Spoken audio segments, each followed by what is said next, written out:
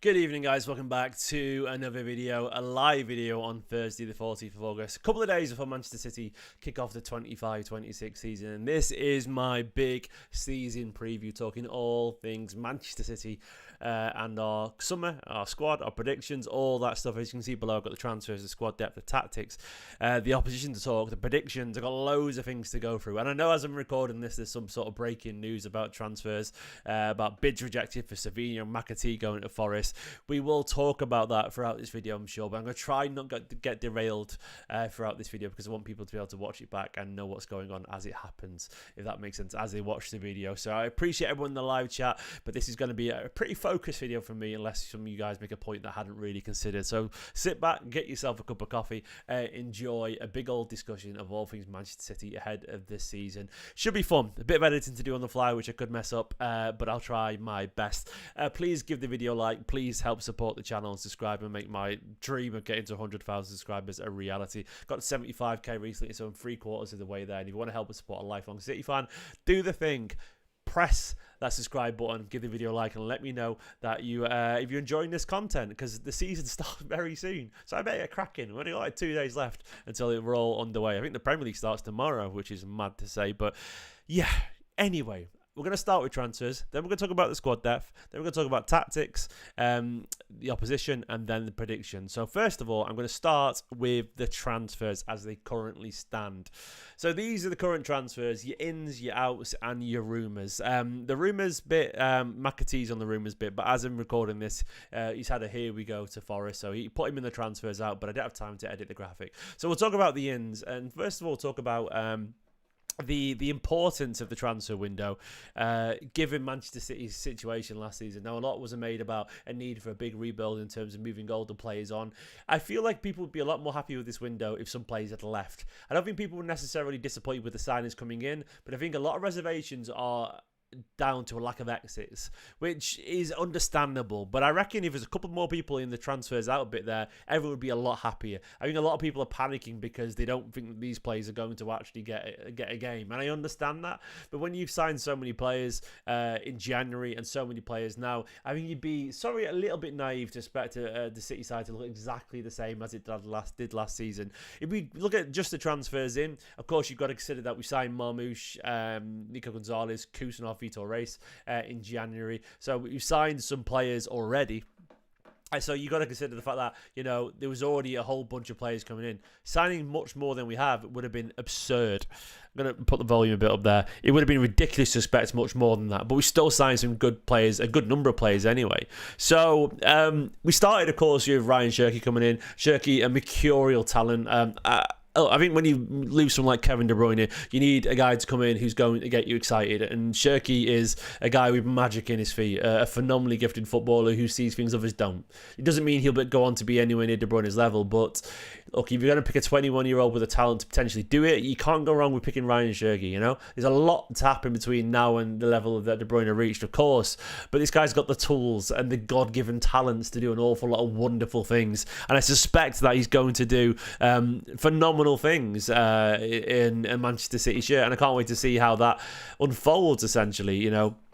I think Cherki is the kind of guy you build your midfield around. He's been given the number 10 shirt. Jack Grealish, of course, departed to, Everton on loan, but he's taken the number 10 shirt. Usually you don't see players out on loan lose their shirt number, but I think it's very obvious that Cherki wanted it, and Grealish probably said you could have it. It's done, basically. So that's it's exciting, man. It's exciting. Cherki is a very exciting footballer. Tijana Reinders comes in with a great reputation. Look, we've seen how exciting he looks in pre-season friendlies. One of the best midfielders in world football. Truly, he's going to bring dynamism, goals, energy, that elegance on the ball, game intelligence. He's a phenomenal midfielder. He's going to be great. Aït-Nouri is a left back that we've needed for an awful long time. Look, he's going to be more attack-minded. There will be defensive issues. I think that's going to happen every now and then. But I do reckon, Aït-Nouri is such a gifted footballer. He's going to provide a natural width and comfort in that position that we probably lacked for an awful long time. Look, he's not going to be Kyle Walker at left-back, but he's going to be the attacking fullback that's going to make us so much more creative going forward. And last season we were so prosaic and so predictable that I think Aït-Nouri is going to add an awful lot to that. James Trafford, a man I'm a big fan of. Of course, there's lots of asterisks around that, given the potential incomings and outgoings, which I'll get onto in a minute. But James Trafford is a sensible signing, an opportunistic one, I would guess, given the rumours about Ederson departing. And they felt this guy, with the quality at the ball at his feet, a really highly sought after young English goalkeeper, and of course one who wants to be here given his City background and his love for the club. A phenomenal keeper who's cost us about net 13-14 million pounds, given we had a buyback and and so on. So a great signing. Of course, there's debate on whether he's going to be used, but I think Trafford was a very sensible signing. Essentially, he's our backup keeper. We probably paid, even if he's back up to Ederson or Donnarumma, whoever, we still only paid about 13-14 million for him, and yeah, it helps the homegrown situation. I realised I hadn't added actually Bettinelli on there. I apologise. Bettinelli should be on there as well. Look, yeah, I guess he's not on there because he's never going to play anyway. That's why he slipped my mind. Sorry, I did that in a rush this morning. Bettinelli's coming in too, but essentially he's strapped into Scott Carson's shoes. By all accounts, being a Chelsea fans, I know he's a top bloke who will very much slip into Carson's role of being Mr. Vibes, just being there for the coffees and the chats and being a nice guy, and good on him. We signed Sverre Nipan as well, a young Norwegian midfielder. I don't think he'll stay around. I've got him in the rumours to go thing, but Nipan, as it currently stands, is a Manchester City player. And for what I can tell, looks a really, really, truly exciting talent. I think a year away on loan could be enough for him to come back if he does well in one of the top 5 leagues, hopefully. And given the fact that Kovacic, Bernardo, Gundogan, look, some of them might be gone this summer. Bernardo won't be, but most of them will be gone in 12 months from now. There's an opportunity for him to develop to be, part of the first team in a year. So a smart signing for the future. Only 4 exits currently stands on 5 because McAtee's just happening as I'm doing this video. Kyle Walker to Burnley, Grealish to Everton, De Bruyne to Napoli, Vitor Reis to Girona on loan. Disappointed about Vitor Reis going, but it's probably necessary given the situation and the plethora of centre-backs that we've got right now. We're so chock-heavy there. De Bruyne, devastating, but it's probably right to move on. And I think ultimately I'm ready for the Shirky progression. And I'm ready for City to move on because, I think we have to at some point. I know he's the one you didn't want to go, but I don't mind. A legend, he left, with his head held high, cracking footballing. Grealish, it's ended this way, and I think it was inevitable, unfortunately. I hope he does well on loan at Everton. I think his time's come to an end, and he's lost focus there, unfortunately. Kyle Walker, less said the better. That ended a long time ago. You get to the rumours, so it's hard to judge a transfer window. Look, Donnarumma could come in, which is mental. I'm trying to sort of judge this in my head without losing focus of just how good Donnarumma is. Now, there's so much analysis online that you can start to doubt yourself and doubt your opinions, and sometimes vibes do matter. Donnarumma is a phenomenal goalkeeper, and I think there are issues. I think occasionally he does switch off in the sort of smaller games, and he will get caught out with the ball at his feet, and he hasn't been perfect for 3 years at PSG, 3 or 4 years. But Donnarumma, he's at his best in a big game. There might be an argument that Trafford would be a better Premier League goalkeeper, but Donnarumma's going to win you the Champions League potentially because he comes alive with that aura, that presence, that incredible physicality and shot stopping ability. Like, Donnarumma is a phenomenal goalkeeper. If he comes in, if Ederson goes, look, you lose. You get maybe the best shot stopper, but you lose. If you got the old-fashioned keeper and the modern keeper, like, they're probably both two sides of the same coin, but it's a massive change. And look, I don't think there's any guarantee Donnarumma comes in and changes our world, because I think there are going to be teething issues. And as much as everyone's right to be excited by a guy of that stature, I think we're being a little bit naive to presume it would be entirely plain sailing. We've gone from having 11 players in the build-up for 10 years now, in the best part of a decade, to all of a sudden we'll go down to 10 because Donnarumma would not be involved in the build-up. He'll give it to a midfielder or a centre-back and they'll take the ball off him, where Ederson was involved in it. And that's fine. You can win that way, but I would argue that muscle memory will make things difficult for a while as we get so used to playing it back to the keeper, and we struggle because he struggles at that side of the game. Look, eventually we'll adapt to it, but I don't think there's any guarantee, that it'll be plain sailing. Come the Champions League big nights, though, no, he's going to be absolutely mega if we get him. Rodrigo as well. Look, if Savinho goes, as are the rumours, Savinho spotted apparently training sort of on his own in the gym, not out on the pitch, which is interesting. So I think, look, Spurs are aggressive there. I think that might happen. If you bring in Rodrigo, of course, he's not a right winger as such. He can play there, but he prefers the left. But Rodrigo's a quality footballer. I'm not going to get too in the weeds and analysing that, but I think you'd be silly to presume that Rodrigo's a net negative there. He's at least as good, if not better. And I think, look, Rodrigo coming in, he's a quality footballer, and a lot of people are down on Rodrigo, and they keep going, he doesn't score that many in La Liga. Most wingers don't score that many in one competition alone, but he's guaranteed to get 15, 20 goals in a season, 14, 17 and 19 were his tallies. For last season, he got a lot less XG, so a lot less chances were created for him, so his goals were down, but still, he's still a quality footballer. So if he comes in, look, if Ederson and Donnarumma and Savinho, Rodrigo happens, some people would argue it's a net positive. It's not a net negative. We're going to be where we're at. In terms of the outgoings, look, someone's got to go, apparently, in terms of I'll get onto the squad bit in a minute, but we do need a non-homegrown player to lead, basically. You've got Ederson, you've got to go. But then Rico Lewis, there is some rumours that he could go to Forest. I think there's something in that, actually. I think it's genuine. That would leave us short, then. We'd need to sign someone else at right back, almost certainly. McAtee. Though Rico Lewis won't count for homegrown in the Champions League, so given his age, I think. So pretty certain he doesn't. I don't know. In the Premier League, he does. It's confusing. McAtee going to Forest. Now, that sounds fascinating, this deal, for what it's worth. I think this is a really good deal for City. 30 million quid, but with a sell-on and a buyback clause. That's win-win there, man. Because if it's James McAtee, if he does really well, I can't imagine the buyback is any more than 60.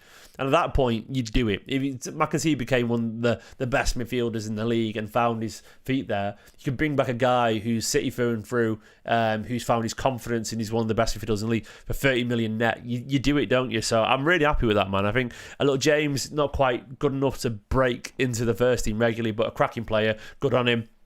Elsewhere, there's rumours around Echeverri going on loan. That's going to happen. Nipan will go on loan almost certainly. And then I think Ortega as well. Ortega, look, he's sort of like the missing man right now. He'll get a move somewhere, probably be on loan late, if not a free transfer to someone, a few million maybe. And then I think I've got Gundogan and Akanji there because someone's got to go. Someone has to go. So it could be one of, I think most likely, Gundogan, Akanji or Kovacic. Kovacic is not on there, but we will see. Overall, in terms of the window, I would give it, a solid 8. I think it is going to look. I think people are down because players haven't left, but I think when you look at the incomings, they're really good. 7, 8. But I think if you get these two players in, like if Rodrigo and Donnarumma come in, look at them. That could be in hindsight a cracking window. Shirky, Reinders, Aït-Nouri, Trafford, Nipan, Bettinelli, Rodrigo, Calvin Phillips. So yeah, I guess Calvin Phillips is not on there, but Calvin Phillips doesn't even register as a City footballer for me anymore. But I think it could be a great window, but just a right back short from a 10 out of 10 potentially. So I don't know. I think it's at least 7, 8 out of 10 window. I think there's some exciting signs there, and I enjoy it. Let's go over to the actual squad depth, because I think this is where it gets interesting, because we've got a lot to consider here. In terms of the makeup of the squad, because there's potential for it to change a little bit. So here we go. So this is the current squad depth as it stands. There's some names that are just smaller just because it's easier to do. I put Ederson, Donnarumma sort of as a hashtag there, hash next to him. I could put that with Savinho and Rodrigo, but I couldn't be bothered. But imagine Rodrigo next to Bob if you wanted to, though he could play on the left. That's as it currently stands. It's probably going to be Donnarumma. Donnarumma, Trafford and Bettinelli. It looks really solid. If you want a young ball-playing goalkeeper, you got Trafford. If you want the best shot stopper arguably in the world, you got Donnarumma for big Championship Leagues nights. I think ultimately, I think football is actually slightly moving away from the possession-based goalkeeper. I think it is actually trending towards your old-school shot stoppers as defenders get better, as as midfielders get better at taking the ball. And by the way, I've noticed 354 people watching live, which is great. Thank you so much, by the way. Please consider subscribing and giving the video a like and sharing it. It would be massively appreciated if you don't mind. But yeah, as keepers get better, I think people are moving towards old school shot stoppers again because the margins are so tiny. And I think if we'd had Donnarumma, how we might have maybe got through to a few more Champions League finals. Either way, the keepers are great. You look at the defences options. I've just put Vardiol and Stones there because I actually think that's what Guardiola would choose if everyone was available. I think he'd choose Vardiol. I think he'd choose Stones. I might be wrong there, but I think Guardiola, if you could get a fully fit John Stones, Guardiola would start him every single week. You'd be mad to argue that. And I think Vardiol is what Guardiola will want. And I think what he'll need. If you're going to get Donnarumma in goal, you're going to need your ball-playing centre-backs. You could have Diaz there, Kusanov if you wanted to, but this is not necessarily an 11. It's just a bunch of players, as you can see. But the defensive options, I think, are good. If I'm being honest with you, Aït-Nouri, Ake, O'Reilly can play left back. Really, really good there. If you want your solid, your reliable Mark Salah out the games left back, you play Nathan Ake. If you want your energetic box-to-box left back, you play Nico O'Reilly. If you want your wonderfully gifted, skillful left back, you play Nouri. Centre-back options, I'm really happy with them as well. If Stones can stay fit, it's a game changer. Vardiel, Stones, Diaz, Kusanov, Kanji. Kanji probably the weak link there. But Kusanov, I've got a feeling he could have a breakthrough season this year. I think Guardiola's going to give him the game time. I do wonder something, by the way, if the fact that he couldn't speak a word of English and he wanted experience might have played a bit against Kusanov last season. We didn't consider that, but Guardiola does not like players that can't speak English. I know it sounds very harsh, but he wants everyone to be able to converse in the same language. Harry loving the lighting in the chat. It just reminded me to make it even brighter on my face. Look at that. Look at my skin glowing. There you go. But the light is nice, and it's moody. But yes, I think Kusanov could have a cracker of a season, genuinely. Vardiol, Stones, Diaz, Kusanov. You got Ake as well, Kanji. One of them might go, but I think that's a really good collection of centre backs. I think it's enough, if you find no confidence. Right back, look, Nunez, I think, is a 7 out of 10 right back, actually. I think he's become a good right back very quickly. A great right back, he is not. And it's definitely a weakness, but I think if we're playing this sort of overlapping thing where he gets forward and gets behind people like we saw in the Club World Cup, then he's really good at that. He's genuinely, there's not many better you could actually sign. I know that sounds mad, but I think Nunez showed he's a really smart footballer who wants to, not the smartest footballer, he's an eager footballer to learn, and I respect that. Rico, I don't know if he's going to be here because I think the Forest stuff is true, but Rico is a player that will thrive in a technical team, with lots to improve, and I think Rico, I'm fine with him being there. We could do with a right back, but there's always a weakness. But it's not one we can't cover if we're sensible. Rodri's the best in the world. If he's back, he changes everything. Nico Gonzalez, I think it's going to be a good season for him. I actually think it is. I think there are some question marks about his movement last season, but I think Pep trusts, he'll get there in time. And a lot of the open training suggested that he was trying to improve him, in terms of his positional sense. Guardiola compared, number 6 is, I saw an analogy where you're the driver of the car. You can't control the car if you're in the back seat though, and you have to be in the right position. That was a sort of metaphor Guardiola chose, and I think Nico's problems have been generally just positioning. I thought his position looked a little bit better against Palermo in the friendly, and I think Guardiola will probably lean on him a little bit more than we realise actually. I think Guardiola likes him, very good on the ball, very comfortable on the ball, doesn't really give it away. It's just I think his positional sense has been a little bit off, and it goes back to that whiplash scene where he goes, not quite my tempo. Guardiola has got a lot in common with him. What's the actor's fella? You know what I'm about. The guy who plays Jonah, the Jameson fella from Spider-Man, and also the Whiplash, the bull fella. Not quite my tempo. Great actor, but Guardiola's got a little bit of that, and I think that's what's going on with Nico Gonzalez. I think Guardiola doesn't. J.K. Simmons, that's it. What an actor. I think Guardiola's got a little bit of that to him, and I think that's what's going on. I think more than any position in the world, the number 6 Guardiola will be no. Start again. I think he does not take any risks there, and he will also always play the player who gets it the most. And I don't think it was a favouritism thing. I think it's Nico, the physicality is impressive, but I think there's a couple of times where he wasn't quite where he needed to be. So, but either way, I think he'll be better this season because he's smart. You don't play in, La Masia and get signed by Man City if you've got no talent whatsoever. Gundogan, Kovacic, I think one of them might go. Might have to. As it currently stands, we've got one homegrown player too many. So I think the most likely could be Gundogan. I think Gundogan might actually move on. I think Kovacic might stay. I think Gundogan, I can see him leaving late in the window because someone's going to have to go. Even if Echeverri goes, even if Ederson goes and Savinho goes, I still think for the Champions League squad, one player is going to have to go, and I think it might be one of Kanji, Gundogan, or Kovacic. But I think Gundogan, there's a chance. We're still one player up. And I don't know who else we can move on. I'm looking at that team. Doku's not going. Mamouche's going. Even if Nipan, Echeverri, Makassar's up there, he doesn't count. We still need one more to go. So Savinho wouldn't change that because you bring in Rodrigo. So that you're net negative there. Or same with Ederson and Donnarumma. So I think there's a decent chance actually that Gundogan moves on more than we realise, or Kovacic later on. Then you go into midfield, Reinders and Silva. Silva's obviously, Bernardo Silva's going to stay there. Ake won't go, by the way, because he's homegrown. We need him. Ake counts as homegrown, so he's definitely staying because we'd lose a player there, actually. So he's going to have to be on the... Kusanov won't go. I don't think that's going to happen. Akanji, Gundogan, and Kovacic, one of them is going to move on, in my humble opinion. I think Guardiola really rates Kusanov, actually. I think he's more than we realise.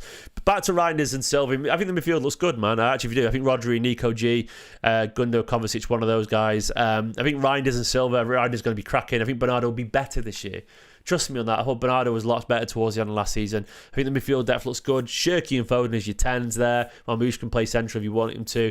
Look, I think Shirky and Foden is brilliant. One of them is going to take off and one of them is going to have an awful lot of fun. Foden, of course, can play on the right. Shirky can. The wingers, Doku, I actually think Doku's got an outside chance to have a really good season. I think he's going to enjoy the movement of Reinders centrally, of Bob if he plays more, Shirky, Foden. I think he'll enjoy Nori getting wide of him. I think Doku is going to have a good season, and I think Marmoush is Marmoush. He's going to be effective always.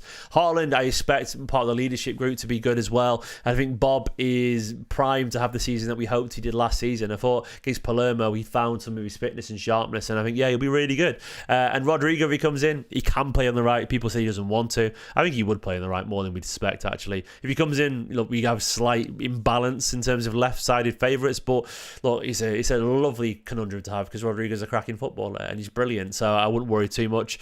And Haaland, as I said, I think the squad is good. I think there's a couple of gaps there, things you could improve, but it's the same for everyone. Everyone, we analyse our own weaknesses, but I think the squad's good, but someone's going to have to go. And it probably will be Gundogan, is my guess. So let's go into the actual tactics, in terms of how we're going to play. Because I do think there's something in,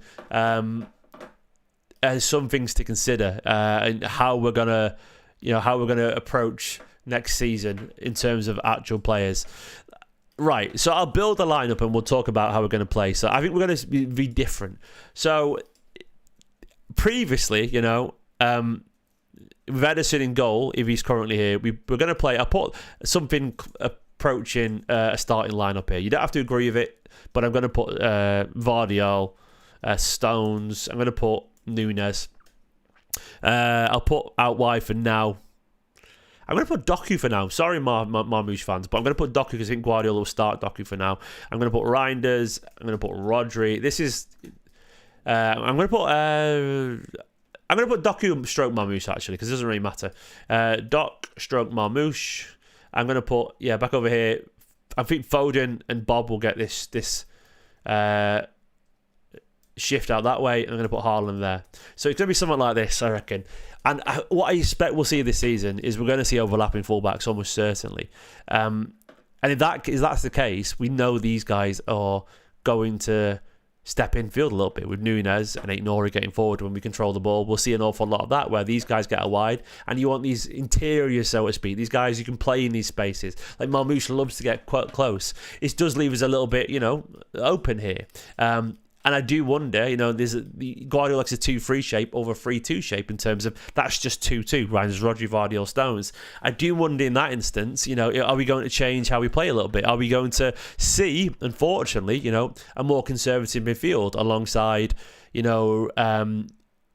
maybe we see actually Shirky start on the right and tuck in a little bit here, and maybe we actually see a Bernardo or a Nico Gonzalez down here. And you might not like to see this, but because we lose a player. But if Nunes is overlapping, Shirky or Foden or Bob can tuck in a little bit. And then Rodri and Reinders can provide that sort of barrier, and Nico, and we've got the 2-3 shape, and we could do that. You could just go for the 2-2 and go more attacking, but don't be surprised, if we see that. I think what we could see, if Rico stays, we might just do one attacking midfielder. So, Foden and Bob might do one overlapping fullback. And then we see these guys here. And obviously, I know Foden's not really a touchline winger, but I think we might see more like this if Rico plays, where he's tucked in a little bit more. And that's more of a defensive balance then. I think we see something like this. I think we see a lot of this shape this season. We'll still see a lot of the classic shapes, but it'll be something like this. Guardiola's been, trying this a lot in pre-season. How do we then approach building up from the back?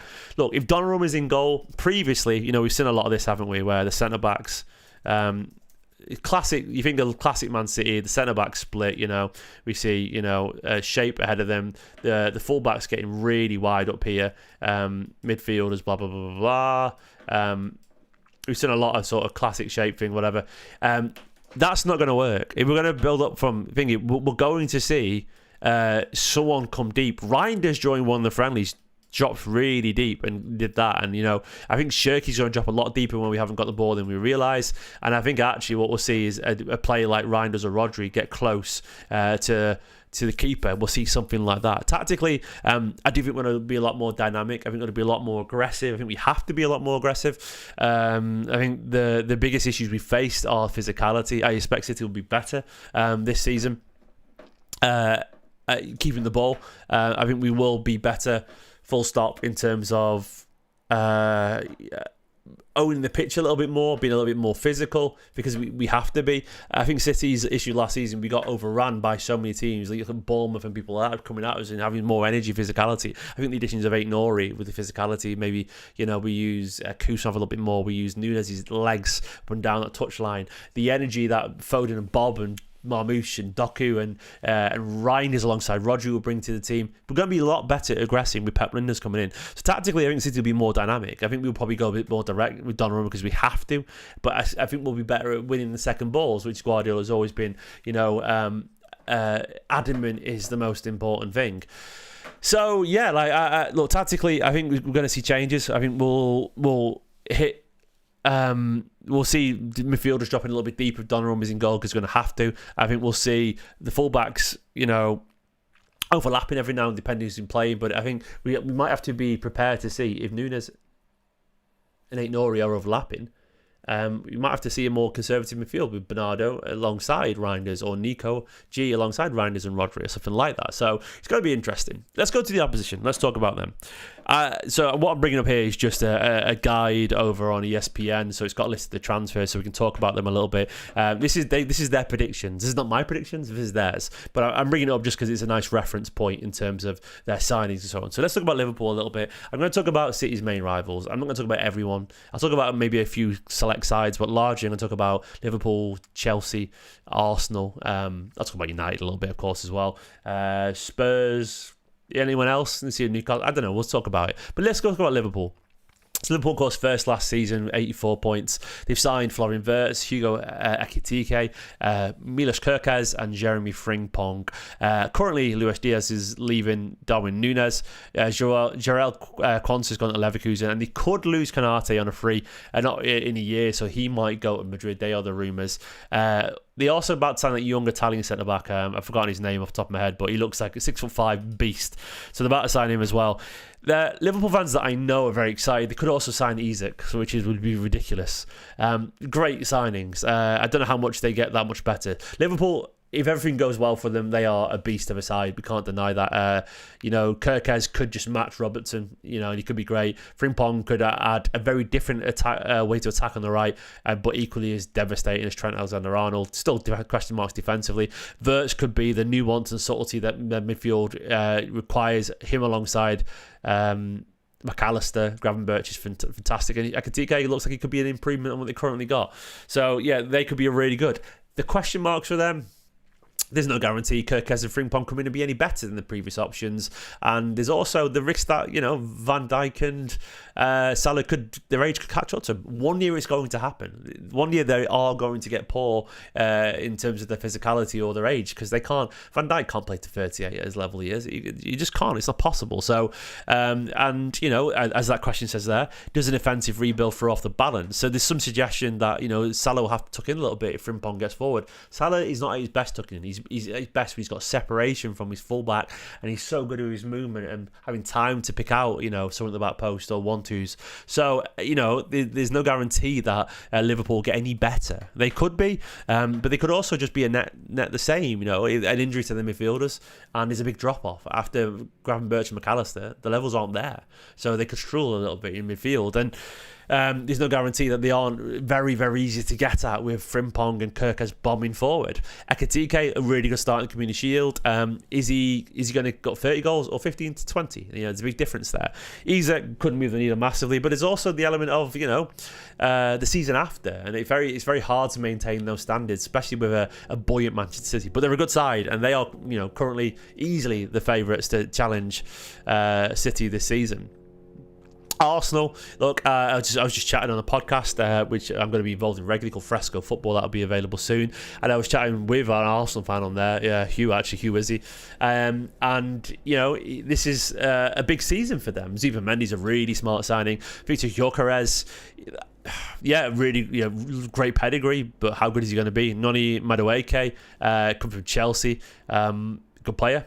Mascara, I don't think he moves the needle. Norgard, a really smart little signing there. Kepa, his backup signing. Lost the man who unnamed midfielder. Good riddance. Tierney, Jorginho, and Tomiyasu. Are they linked to any more players, Arsenal? On the top of my head, I can't really remember, but I don't think they'll sign anyone major. But Eze rumours, that would be great for them. He'd move the needle. But my biggest issue with Arsenal is that they've been the bridesmaid for so long that I don't know how much better they can get. Can they get much better? I don't know. I don't know if the biggest issue has been X Factor. I saw this article here. I was reading it earlier. You know, in terms of creating high quality chances, I won't say XG because people leave the mind of that. It's just good. But essentially, this measures high quality chances. Arsenal are right in the middle, man. They're not good at creating big chances that are very good. They're no better than West Ham United. They're a little bit. They're around there. You know, they're not a very good at creating. They force it, and defensively they are phenomenal, but creativity is something that they've lacked. So I don't know if Victor Gyökeres and Noni change that. You know, I mean, Eze might change that, but I still think Noni wants to play on the right. He's going to play him on the left. He's not really that. And I think Saka, of course, and Odegaard, the cracking players, but I still do wonder if Arsenal have the X factor and the mentality. And I don't know if Arteta's taken them as far as they could be. They're a really good side, Arsenal, and defensively they are a nightmare. I would never dismiss them, but I still feel there's not the X factor.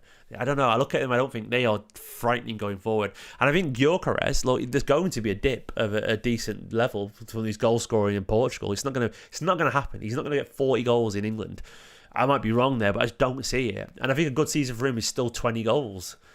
But is Havertz going to get much less than that? You know, I don't know. I don't know if he moves the needle for them. I still feel, you know. Yeah, you know, Arsenal, the question marks there, but a good side. You go to Chelsea. Chelsea, of course, they are riding the high of the Club World Cup. They signed João Pedro, Jamie Gittins, Jorel Hato, the left back. I don't know much about him, I'm not going to lie. Estevao, the young Brazilian lad, looks a talent. Liam Delap, of course, ex-City lad. And Esugo from Sporting. I don't know a lot about them. Ski outs, João Felix, Noni, Petrovic, Ugo Chukwe, Dewsbury Hall, Brozier, and loads of other players, and they could get Garnacho as well. Chelsea, I still don't think Chelsea are ready to win the league. I think they'll do things, but I don't know. I don't know if this collection of players will get them where they want to be. Look, they've got Cole Palmer, they've got Caicedo, they've got Enzo, the good players. They've got a lot of quality, an awful lot of quality, and I do think, you know, João Pedro is a smart signing. I don't know if he's better than what other teams have got. Like Isak, you know, is he better than him? No. Is he better than Haaland? Probably not. Probably better than Gyökeres, to be fair. Maybe Jamie Gittins looks good, really exciting winger, but he could also be another Sancho. We don't know until it happens. They're a good side, Chelsea, but I think the question marks around them for challenging, I don't know. We'll see how they go, Chelsea. I think they'll lose a lot of silly games too. I agree with Elliot in the chat there. So good side, but I think there's still a lot of question marks around their chaotic approach. I don't know if Enzo Maresca is a title-winning manager top yet. three. We'll see. I just feel again, Liverpool showed themselves as the best team in the league. They've had the best apologies. transfer window as well this summer. So I'm pause that.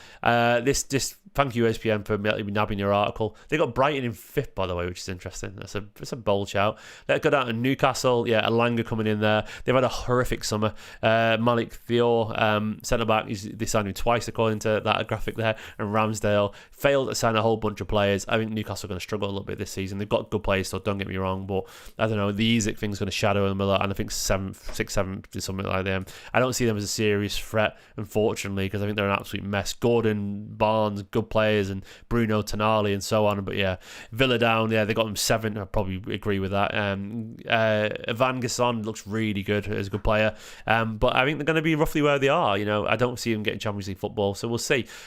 Who else is there? We'll talk about Spurs a little bit. They've got them 9th. I think they're going to be around mid-table too. Could get Savinho, we'll see. Kudus is a good player. I still don't think Kudus is as great as people make out. I think he's a fun player. Is he a great player? I don't think he is. I think he's fun, but not necessarily great vibes. But I don't think he's a Champions League I don't think he's a title challenging player, Kudus. You can disagree if you want to, but he strikes me as that, like, sort of the streets will remember player, you know, like your Dimitri Payet of this era kind of thing. And I still don't think he's a great player.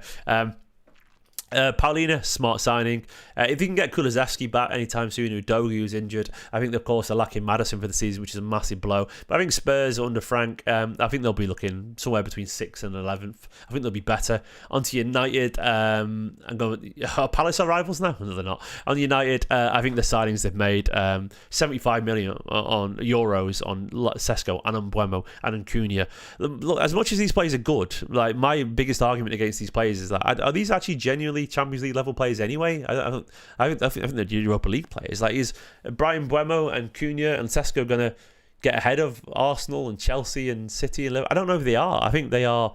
I don't think they take the United side who finished 15th last season up higher than mid-table personally. So maybe I'm wrong there. Then look, is Amorim actually as great in Portugal? But I think as way that players, their quality is affected by a step up. I think managers, I think the quality is affected too. So I think this United, I think they are going to be somewhere between 7th and 14th. You know, I don't think they're going to be much higher because I think they've got defensive issues still. I think the midfield, okay, they could sign Balaba, but I don't really think I don't think Amorim, like, look at it this way.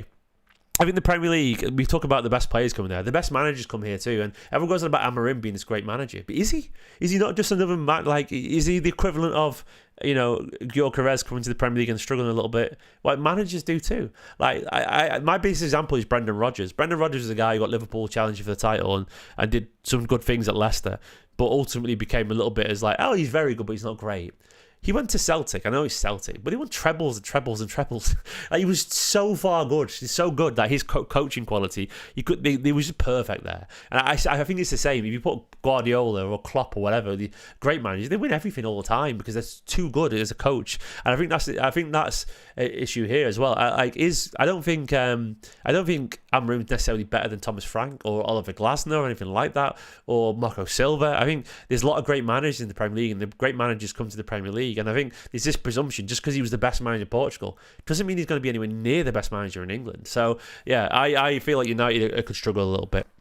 I mean, that's sort of it, really, and want to talk about the rivals. Let's go into my predictions. Predictions are going to be interesting.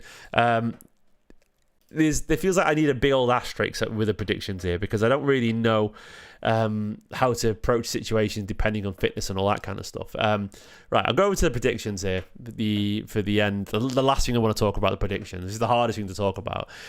So I've got Player of the Year. They've got after Haaland top scorer, because what's the point in having top scorer that isn't Haaland? Because I think you'd be mad to predict otherwise. And most assists, breakout season for players, Premier League, Champions League, FA Cup, and League Cup. So I'll start with Player of the Year. I've gone for Tijjani Reinders. I think this guy is going to be really, really exciting. I think his energy, his dynamism, his skills, his goals, I think we're going to love it. I think even Rodri plays well. I think even if Haaland plays well, I think for us, I think we're going to talk about Reinders being, and people will love Shirky, but I think we'll go, yeah, but without Reinders. Like, you know, I think we'll go like, yeah, but Reinders was the glue to it all. I think he's going to really... And this is a fans version. I think could be Shirky, could be Rodri. I think they might all be as good. But I think the vibes will push us towards Tijjani Reinders. I think I've got a feeling that we're going to look at this guy and go, what a player. What a player. I think he's going to be special. I think he's going to be the energy and the glue that knits this midfield together. And he's going to be the guy between Rodri and Shirky that makes it absolutely work. And I think the reason we're going to vote him as Player of the Year, because I think after Haaland top goal scorer, hot take, Reinders pushes 20 goals. There's my hot take for you. Seriously. And Marmoush could be Marmoush, but I don't know if he plays enough. I think he rotates with Doku a lot.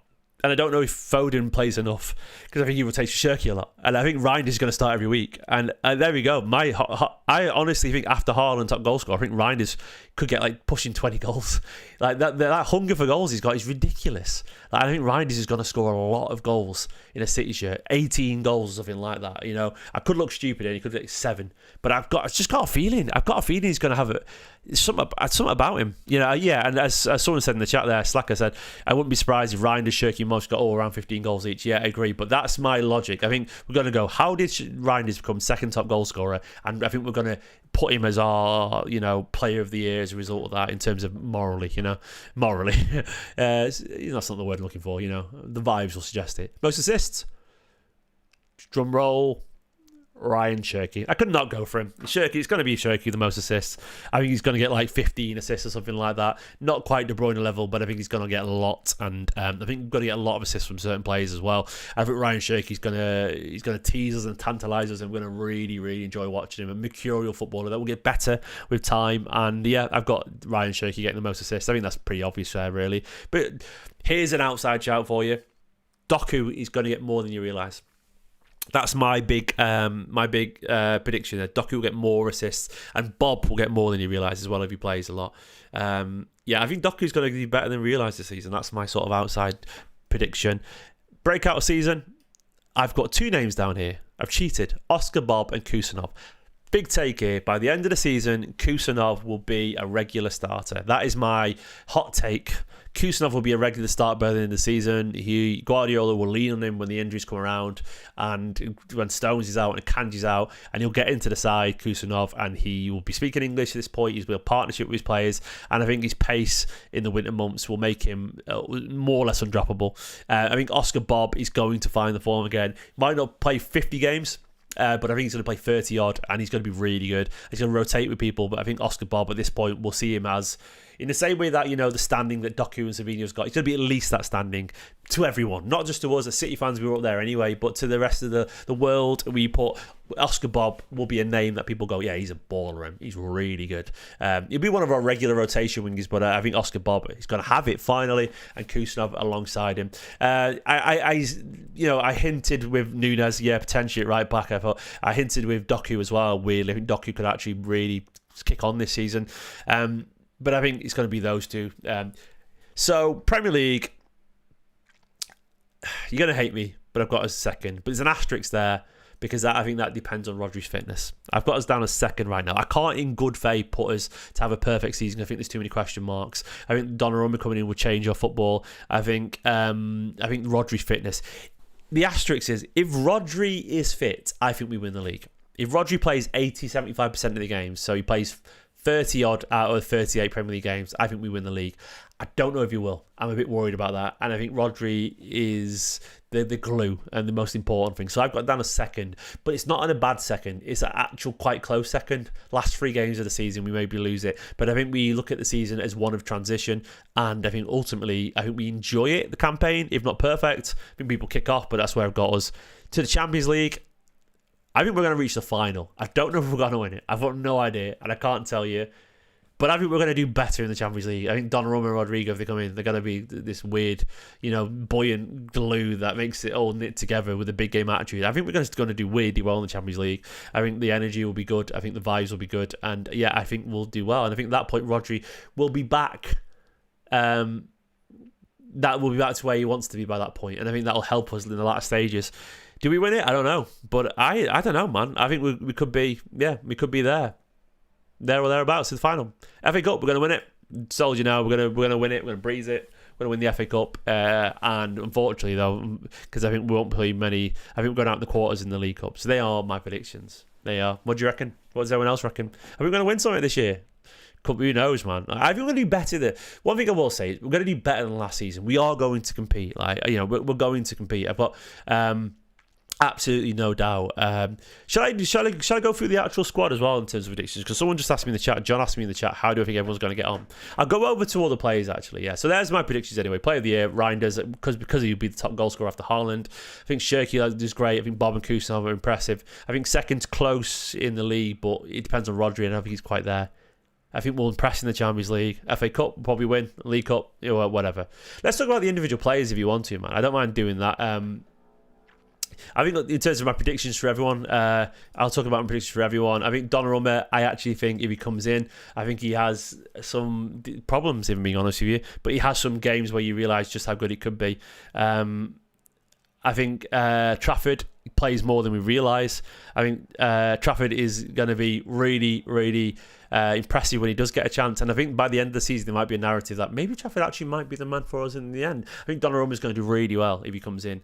But I think that there will be some teething issues. And I think that could ultimately be why we don't end up finishing first, because I think it would be naive to presume after 10 years of playing out from the back, that muscle memory won't kick in and we won't struggle at some point. I think individuals, Aït-Nouri will have a good season, not necessarily a great season, a good one, 7 out of 10. I think Vardiol will enjoy playing at centre-back, but do not be surprised if Vardiol's at left-back at some point. It'll happen because Guardiola will be Guardiola. I think Stones will look great in every game he plays, but the injuries will kick on. Diaz, I think he's going to have a bit of a battle, actually, for his spot. That's my prediction. I think Kusanov is going to impress, actually. And I think Stones might be more fit than last season, and Vardiol.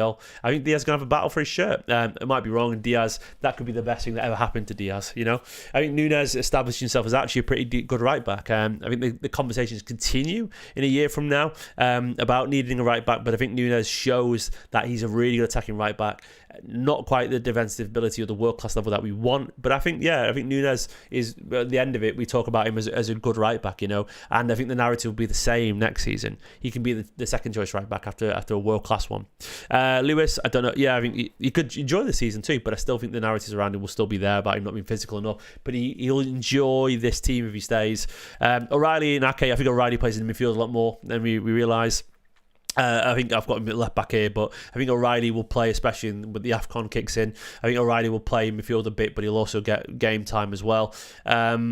Rodri, I think it's going to be a slow season for him. I think, unfortunately, I've made my peace with that. I think he'll find his form towards the end of the season. I think Nico Gonzalez actually sort of shows the doom and gloom to be nonsense, and I think he starts to find his rhythm, and Guardiola realises he starts to know where he needs to be, and he plays more than we realise. Does he play 40 game season? No, but does he make 30 starts, 25 starts? Probably, yeah. I think he rotates a lot more, and he's a rotation option, and he does all right. I think one of Governor Kovacic goes.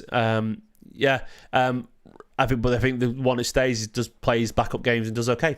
I think Reinders is great. I think Bernardo is much better than last season, and we all realise, actually, Bernardo he's a great captain. I think he's going to lead really well, and we have responsibility and accountability in the team that we didn't have with Kyle Walker there. And I think Bernardo, we're going to really appreciate in his last season, in my opinion, that this guy is an actual leader and cares about his club, and he gets the send-off that he deserves. And Bernardo has a big moment. He scores a big goal at some point, and we're happy that he stayed, and we're happy that he goes out on a relative high compared to last season. There's my prediction. Shirky, there are narratives around him at some point, that he's not getting the output until the output comes, in my opinion. He really enjoys playing with Bob and Foden. I think Shirky, it shows that he's too good. I think he takes him a little bit of time as he gets double teamed every now and then, but I think Shirky is too talented, and I think he works harder than people give credit for. There'll be a narrative around him at some point, I guarantee you. And I think every now and then, because he'll be on the bench every now and then. He won't play every single game, but I do think we'll see a little bit of him pushed out wide. I do think occasionally we'll see him on the bench when Guardiola wants to go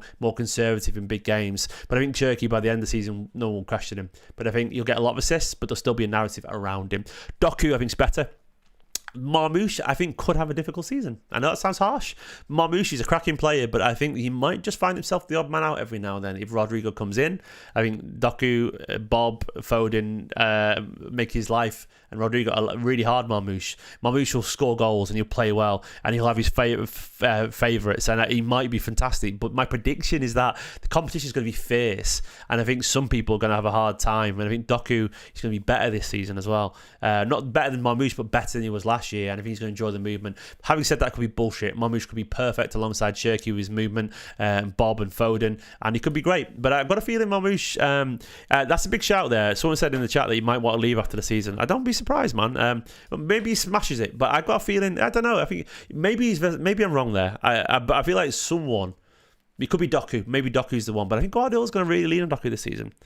I think Doku will play a lot when Haaland doesn't. I think he will do. Doku's going to play a lot. Sorry, not Doku, Marmoush. He's going to play a lot.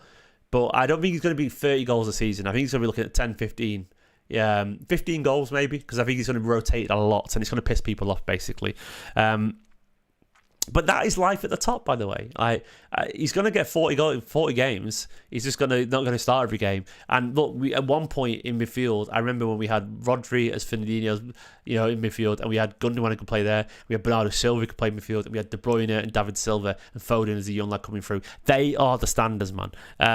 They're the standards. People in the chat are saying, why is he benching them? Because they're the standards, man. Sometimes you do that. You have to have quality players. There's not a lot of players on that pitch there, man, but you have to rotate. So it's not stockpiling. You have to have quality. You can't just have kids on the bench afterwards, Oscar Wilde, I think, has a really good season by his standards. Not a great season, but a good season. People see him. And Savinho, if he stays, I think, is better as well. I think Savinho will enjoy the movement if he stays, Reinders and so on. But we'll see. And I think Haaland is much better than last year. He scores 30 goals in the league again and gets 40 in all competitions. And predictions for Vitor Reis, Bar and Echeverri. Bar does really well on loan. Reis is in and out of the team, but plays enough games. I think Echeverri, I don't know. I think Echeverri might be tough for him on loan, actually. And I think Nipan has a good loan. Mikasa, I think, will be the guy who plays an awful lot in the Carabao Cup, and I can't wait to see him.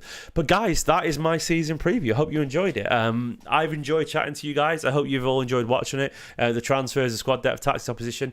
I will be, of course, live at the watch along. I think it'll be on YouTube, actually, the weekend for the game. My prediction for Mikasa, by the way, is, as I said, I think he plays Carabao Cup games. I think he's happy with it, and I think we look at him as the guy who'll kick on next season. Only 17 years old as he currently stands, and Mikasa will do well. But that's my preview. I hope you enjoyed it. I think it was good fun chatting with you guys. I'll do more transfer videos as it happens, of course, but for now, let me know your predictions in the chat below. Like the video, subscribe. I didn't predict the table position. Sorry, I didn't. You're right, I didn't. Predictions for the table. Well, I think I had Liverpool top, City second, but City could be first if Rodri plays. But after that, Arsenal third, Chelsea fourth, fifth, I'm going for Villa. Aston Villa probably fifth. Yeah, Villa probably no. It's hard in fifth. Maybe fifth Villa.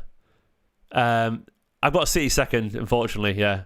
I'll be doing big up, but it's complicated, mate. Big up's going to happen. It's just for monetary reasons. I need to be on YouTube. Simple as that. I need the money right now, so simple as that. I'll be on YouTube for the watch alongs. Big up from when there's more games, because they've got a creator fund, and I won't be have enough games to qualify for it this month, so I'll be on YouTube for it. Thanks for watching. I didn't do the whole Premier League tables, can't be bothered. If you want to know relegation teams, it's the teams that come up. I'm going for the teams that come up to go down. I think United, I'll do some broad predictions. United, I think, will be like mid-table. I think Spurs will be about 7th, 8th. I think Newcastle will be around there too. I think Brighton will be somewhere between 6th and 10th. Brentford will struggle a little bit. West Ham will be 15th as usual.